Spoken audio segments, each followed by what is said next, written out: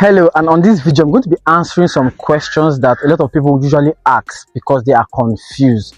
All right, so I usually get the question that, Jesse, I want to buy a land, but which is better to buy from? Is it an estate land or an individual land?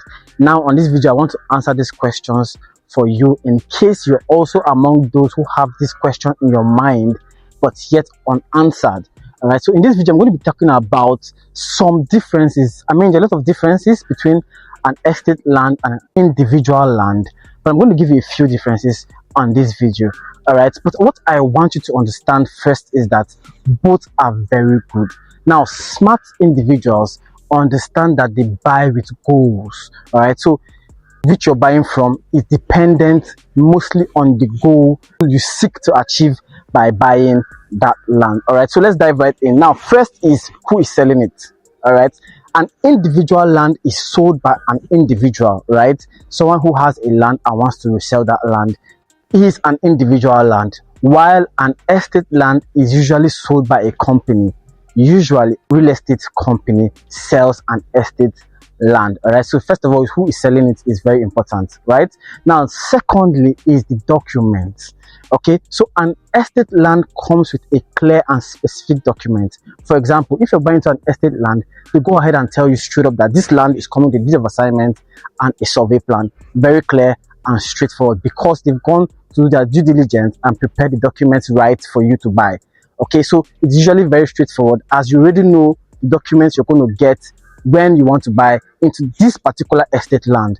All right, while an individual land, you have to ask for the documents of that land. All right, even if the individual doesn't tell you what document is going to come with the land, you need to ask and be very sure for yourself. Also go further to verify the documents that the person has presented to you. All right, so second is documentation. Right now, the third point is planning. An estate land is usually well planned. It has an estate gate and it has good road networks inside. It also have good drainages. Some go the further mile by having their own personal transformer, electricity, or a generator to serve the estate. So an estate land is usually very planned. Some estates, you go in there and you discover that all the houses that are going to be built in that estate are going to be bungalows.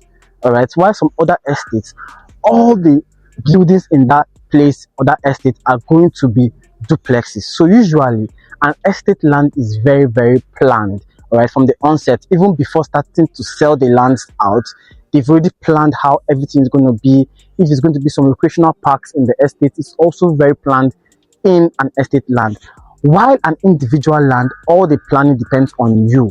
Every heart's desire or plans you have in your heart for the land is what you're going to do on the land because it's an individual land. The whole planning solely depends on you and what you have in mind. Yes, and now the fourth point I have for you today is price. All right, an estate land is usually more expensive than an individual land because of all the infrastructures that are put in place in that estate land. All right, so an estate land is usually more expensive because they've made provisions for a lot of things in the estate. This also might influence the price of the estate land, while an individual land is usually more cheaper and flexible.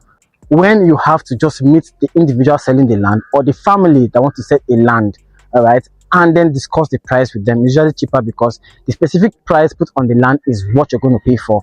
All right, it's also very flexible according to your discussion with the individual selling the land or the family trying to sell that land.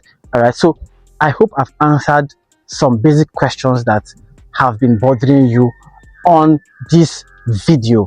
All right, but what I want you to understand also is that smart individuals buy land according to budget, according to their purpose, according to the documents of that land, and a bonus is the location. So these are the factors that usually influence why people buy land and what they want to use them for as regards investment and also as regards real estate.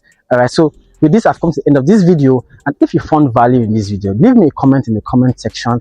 Until I come away next time, my name is Jesse Anozie and I'm a real estate consultant based right here in the city of Enugu, and I bring to you safe, genuine and profitable lands right here in the city of Enugu. All right, see you on the next video.